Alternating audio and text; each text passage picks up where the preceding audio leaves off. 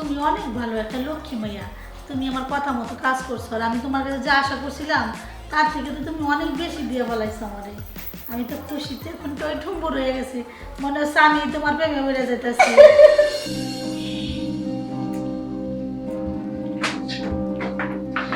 জান্নাত, জান্নাত,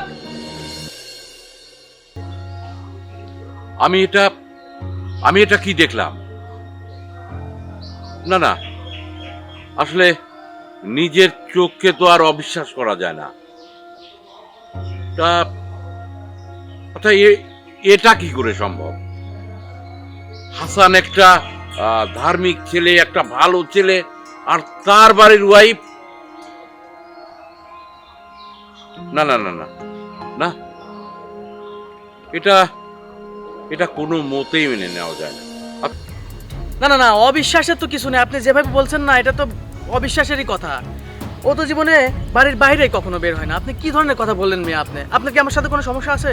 না না, আমি নিজেও জানি যে তুমি একটা ধার্মিক মানুষ, অবশ্যই তোমার ওয়াইফ অবশ্যই ধার্মিক হবে, কিন্তু আমি নিজেই বিশ্বাস করতে পারছি না।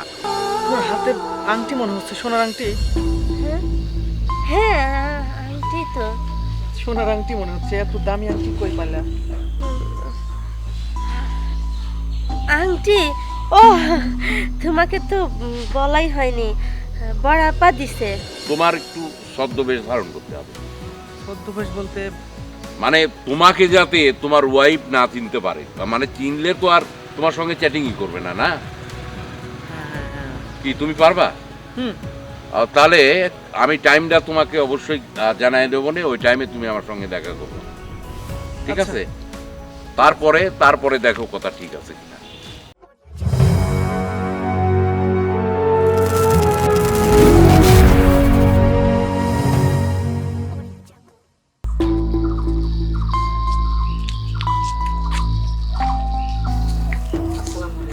ওয়ালাইকুম সালাম। হাসান, ভালো আছো তো? না, জি আলহামদুলিল্লাহ। একটা কথা তোমাকে বলার ছিল, কিন্তু কিভাবে যে বলবো ঠিক বুঝতে পারছি না। বলেন, সমস্যা নাই তো। আসলে হাসান, তুমি একটা ভালো ছেলে। তোমাকে আমি খুব শ্রদ্ধা করি, জানো, মানে খুব সম্মান করি, কারণ তুমি নামাজ কালাম পড়ো, মসজিদের ইমামতি করো। আচ্ছা, বেসিক্যালি তোমার ওয়াইফ কি বাড়িতে কি করে? শুধু সংসারেই কাজ করে নাকি অন্য কাজ কাম কিছু করে? প্রশ্নটা কেমন যেন হয়ে গেল। সংসারে কাজ ছাড়া আর কি কাজ করবে? না না হাসান, আসলে তুমি আমাকে অন্যভাবে নিও না, কারণ একটা কথা বলবো, কিভাবে যে তোমাকে বলি, না বলেও পারছি না, বুঝছো? আমটামটা না করে যেটা বলতে চাচ্ছেন সেটা বলেন। ওই আমি তোমার ওয়াইফে চিনি, কারণ তোমার ওই বাড়ির ওই দিক দিয়ে যাচ্ছিলাম তো সেদিনই দেখলাম কোথায় যেন যাচ্ছে, তখন বুঝলাম যে ওটাই তোমার ওয়াইফ। আসলে হাসান, একটা মোবাইলে একটা ওয়েবসাইট আছে, যে ওয়েবসাইটে কিনা ওই কি করে, ভালো ভালো মেয়েরা, ভালো বড় বড় ব্যবসায়িক, বড় বড় বিজনেসম্যান, এদের সঙ্গে ভিডিও কলে চ্যাটিং করে। এখানে হয় কি হাসান, ওই তাতে ওই ব্যবসায়িকের সঙ্গে তাদের একটা ভালো রিলেশন হয়ে যায়। তো আমি হঠাৎ সেদিন ওই ওয়েবসাইটে, মানে ওই তোমার ওয়াইফ দেখলাম। মানে আমার ওয়াইফকে দেখছেন হ্যাঁ। ওয়েবসাইটে? তারপর আজে বাজে ওয়েবসাইটে দেখছেন? না ভাই, আপনি এ ধরনের কথা বলতে পারেন না। আমার স্ত্রী অনেক ভালো, সে 5 ওয়াক্ত নামাজ কালাম পড়ে, কোরআন পড়ে, অনেক ধার্মিক সে। আপনি কি ধরনের কথা বলছেন মিয়া? না না হাসান, আসলে তুমি আমাকে খারাপভাবে কিছু নিও না, কারণ আমি যদি খারাপভাবেই থাকতাম তাহলে কথাগুলো তোমাকে বলবো কেন, বলো? না না না, অবিশ্বাসের তো কিছু নেই। আপনি যেভাবে বলছেন না, এটা তো অবিশ্বাসেরই কথা। ও তো জীবনে বাড়ির বাইরে কখনো বের হয় না। আপনি কি ধরনের কথা বললেন মিয়া? আপনার কি আমার সাথে কোনো সমস্যা আছে?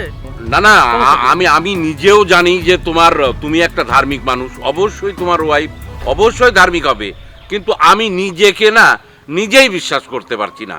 এটা দেখার পর আমি আশ্চর্য হয়ে গেছি। তোমাকে যে বলবো কথাটা, এই বলতেও আমার কেমন যেন লাগছে, বুঝছো? না, এই বিষয়টা আমি আপনার থেকে আশা করি না। আপনি মুরব্বী মানুষ, অনেক সম্মান করি আপনাকে, কিন্তু আপনি আমার ওয়াইফ সম্পর্কে এরকম আজে বাজে কথা বলবেন, এটা তো মানিয়ে নেওয়া যায় না। আচ্ছা ঠিক আছে হাসান, তারপরে তোমাকে আমি খুব শ্রদ্ধা করি, ভালোবাসি, কারণ তুমি একটা ধার্মিক ছেলে। ওয়াইফের দিকে অত ইয়ে না করে তুমি একটু নজর রেখো ওর দিকে, হ্যাঁ নজর রেখো।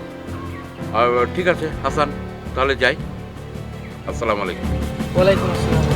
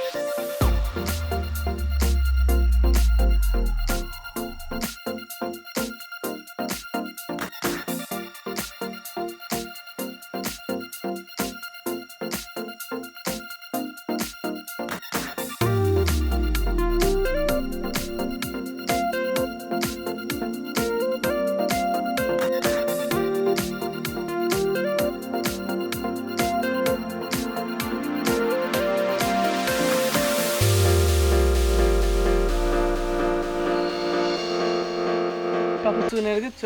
হ্যাঁ, ওই যে কাশলাম তো, ভাবলাম যে নাড়ি দিয়ে আসি।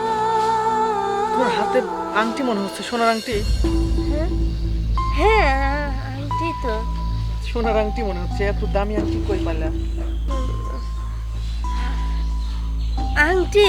ও, তোমাকে তো বলাই হয়নি, বড় আপা দিছে। ও আচ্ছা আচ্ছা, বড় আপা আসছিল, আংটি দিয়ে গেছে, কিন্তু গতকালকে আসছে, এখনো আমাকে জানাইলা না, বুঝলাম না।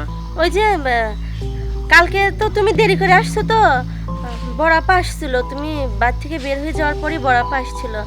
তো বললো যে বিয়েতে তো তেমন কিছু দেয়নি, তো আমার জন্য এটা বানাইছে আর কি। তো আমাকে বললো যে দেখ তোর হয় কি না, যদি ঢিলা হয় বা টাইট হয় আমি পাল্টাই নিয়ে আসবো। তো পরে দেখলাম ঠিকই আছে, তো পরছি, আমার ভাল লাগলো, আর খুলি নাই আর কি। আপা বললো থাক, তো পরে আসি আর কি। তুমি জোর করে রাখতা, আমি আসতাম একটু। এগুলা আমি তো জোর করছিলাম, আর না থাকলে কি করব বলো। আর আপার তো জরুরি কাজ ছিল, আরেকদিন আসবি নিয়ে এসে থাকবে। হতে পারে।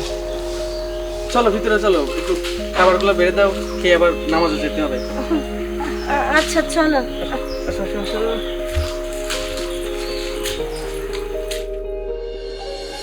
আজাদ ভাই, আপনি কয়েকদিন আগে আমার স্ত্রীর বিষয়ে যে কথাটা বললেন, আসলে ওই বিষয়টা নিয়ে আমি বর্তমানে একটু চিন্তিত, যে ঘটনা কি আসলে সত্য নাকি মিথ্যা। আমি মানে দুইটার মাঝামাঝি আছি, আমার বিশ্বাস করতেও কষ্ট হচ্ছে, আবার তার কিছু কার্যকলাপে আমার কাছে একটু সন্দেহজনক মনে হচ্ছে। শোনো হাসান, তা আমাকে কি আপনি কোনো প্রমাণ দেখাইতে পারবেন? আমি তোমাকে বলি, তোমার সঙ্গে কি আমার কোনো শত্রুতা আছে? না না, কোনো শত্রুতা নাই তো। শোনো, আমি তোমাকে বলি, রঙ্গিলা.com নামে একটা ওয়েবসাইট আছে। হ্যাঁ, যে ওয়েবসাইটে মনে করো যে হচ্ছে কি বলে, তোমার ওই সুন্দরী সুন্দরী মেয়েরা বা বড় বড় বিজনেসম্যানের সঙ্গে ওই ছোট ছোট ড্রেস পরে টাকার বিনিময়ে ওদের সঙ্গে চ্যাটিং করে। তো আমিও করতাম, আমিও করি, সত্যি কথা যেটা তোমার কাছে বলা, এতে দোষ নেই তো। আমিও করি। হঠাৎ করতে করতে আমার এক জায়গায় গিয়ে চোখটা আটকিয়ে যায়, দেখি তোমার ওয়াইফ। আসলে তুমি কি চাচ্ছ আমার কাছে বলো তো? আমি চাচ্ছিলাম যে আজাদ ভাই, যদি ঘটনা যদি সত্য হয়ে থাকে, তাহলে যদি আমাকে কোনোভাবে প্রমাণ করার। আচ্ছা আচ্ছা, আমি বুঝতে পেরেছি, তুমি প্রমাণ চাচ্ছ, তাই তো। এক কাজ করো হাসান, তুমি কালকে একটু আমার সঙ্গে দেখা করো, আমি তোমাকে টাইমটা জানাই দেবো নে। ওই টাইমে তুমি আমার সঙ্গে দেখা করো, হ্যাঁ? কিন্তু একটা কাজ করতে হবে কিন্তু। কাজ মানে হ্যাঁ। কি সেটা? সেটা হচ্ছে আমি তোমার সঙ্গে একদম তোমার ওয়াইফের সঙ্গে আমি ফেস টু ফেস চ্যাটিং করাই দেবো, কিন্তু তোমার একটু ছদ্মবেশ ধারণ করতে হবে। ছদ্মবেশ বলতে? মানে তোমাকে যাতে তোমার ওয়াইফ না চিনতে পারে, মানে চিনলে তো আর তোমার সঙ্গে চ্যাটিংই করবে না, না? হ্যাঁ। কি তুমি পারবা? হুম। তাহলে আমি টাইমটা তোমাকে অবশ্যই জানাই দেবো না, ওই টাইমে তুমি আমার সঙ্গে দেখা করবে, ঠিক আচ্ছা। আছে? তারপরে দেখো কথা ঠিক আছে কিনা। ওকে।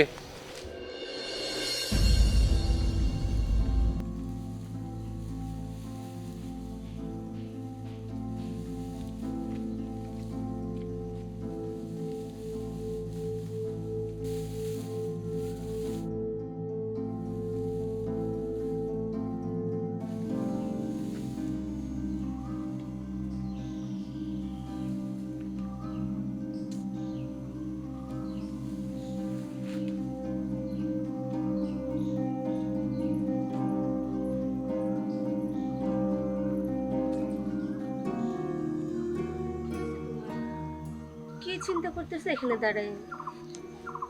না তেমন কিছু না, তবে আমি কেমন যেন লাগছে আমার একটা বিষয় নিয়ে অনেক চিন্তিত। তো কি নিয়ে তুমি চিন্তা করতেছো আমাকে বলো, আমি দেখি শুনি।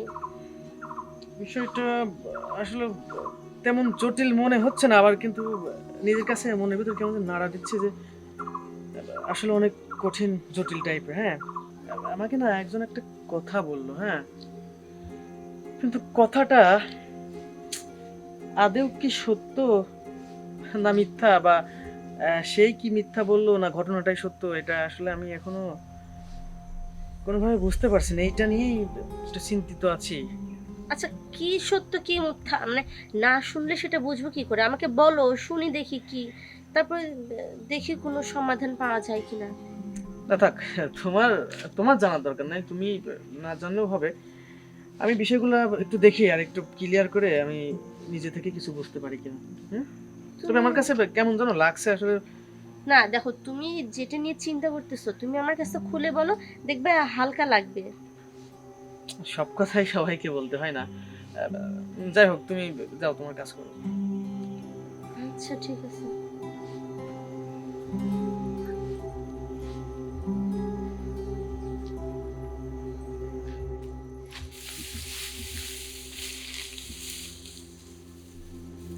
মানুষটা তো আনমনা, কি হয়েছে কিছুই তো বুঝতে পারছি না।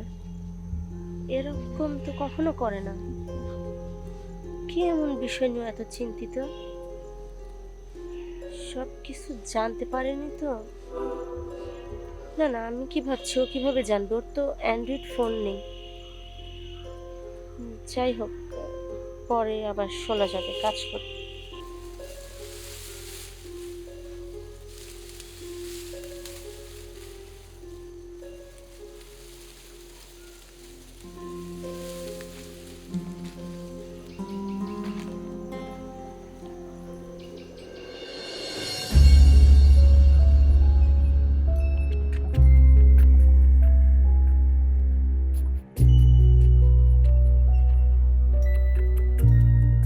আপা কি খাচ্ছেন? আরে আর কো না, গা গুলাইতেছে, মনে হচ্ছে বমি আইতাছে, যেন তেঁতুল খাইতেছি। ও, আমি তো বাসায় যাব। হ্যাঁ, কাজ শেষ হয়ে গেলে বাড়ি যাইবা, এটা তো স্বাভাবিক না কে? কিন্তু আপা একটা কথা ছিল। কি কথা কইবা কোয়াও? আমার না খুব ভয় লাগছে। আমার স্বামী যদি জেনে ফেলে তাহলে তো খুব অশান্তি হবে, আর আমার সংসারটা এলোমেলো হয়ে যাক, আমি সেটা চাই না। আমার স্বামী আমাকে খুব ভালোবাসে, অনেক ভালোবাসে, আমাকে বিশ্বাসও করে, আর ওর চোখ ফাঁকি দিয়ে আমি এগুলো করছি। যদি একবার জানাজানি হয়ে যায়, এলাকার লোক জানে, তাহলে বিষয়টা কোথায় যাবে বুঝতে পারছেন? আরে শোনো, এইগুলা হলো বড় লোকের কারবার, এগুলা গরিবরা জানবো কেন? তোমার স্বামী হলো মসজিদের ইমাম, অত এগুলা কিছু বোঝে না। বাদ দেওয়ার কথাও কিছু বুঝবো না, জানবো না। আমি আছি না, তোমার আপা আছে। তা হোক, কথা তো আর বসে থাকে না। আর আমি যে অনলাইনে কথা বলি সেটা ও না জানো, তুই একজন জানলে যদি ওর কোনোভাবে ওর কানে চলে যায় তাহলে কি হবে? শোনো, তুমি যে যে সংসার সংসার করতেছো, সংসার তোমারে কি দিছে? কোনো একটা ভালো শাড়ি দিছে, একটা গয়না দিছে? তোমারে কইছিলাম না ঘরে বইয়া লাখ লাখ টাকা কামাইবা? তুমি তো এগুলো ঘরে বইয়া করতেছো। তুমি কি রাস্তার মোড়ে যাইতেছো নাকি? এখন টাকা কামাইতেছো, মনের মধ্যে ভালো লাগতেছে না তোমার? না, সেটাও অবশ্য ঠিক। আচ্ছা ঠিক আছে, আজকে তাহলে আসি।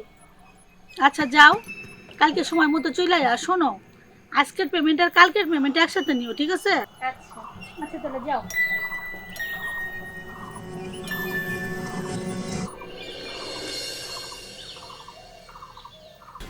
খুব দেখার আগ্রহ ছিল আমার তো, কি করো কেমনে কি এটা জানার জন্যই। তবে তোমাকে আমি সারপ্রাইজ দেবো, কথা বলতে থাকো। সারপ্রাইজ? কিসের সারপ্রাইজ? কথা বলতে থাকো প্লিজ, জানো, কথা বলো কথা বলো। আচ্ছা, অনেকক্ষণ তো কথা বলছি, 1 ঘন্টা তো প্রায় হয়ে গেল, এখন অন্তত একটু মুখটা দেখান, আমি একটু পরে ফোনটা কেটে দিব। আচ্ছা, তোমাকে সারপ্রাইজটা দিয়েই দেই। তার মানে কি তুমি আমার সঙ্গে থাকতে চাও না, আমাকে ডিভোর্স দিতে চাও? সেটা সরাসরি বললেই পারো। তুমি কি ডিভোর্স দিবা? আমি তোমাকে ডিভোর্স দিয়ে দেবো। আমি তোমার সাথে থাকতে চাই না, এরকম ফকিন্নির মতো চেয়েছে আমিও থাকতে চাই না। তার চেয়ে আমার তোমাকে ডিভোর্স দেওয়াই ভালো। আমারই তো আরো ভালো, আমি উন্মুক্ত হয়ে গেলাম। আমার যখন যেটা ইচ্ছে তখন তাই করব। এখন থেকে আমি আরো টাকা ইনকাম করব। তোমার হাতের দিকে, তোমার মুখের দিকে আমার তাকাই থাকতে হবে না।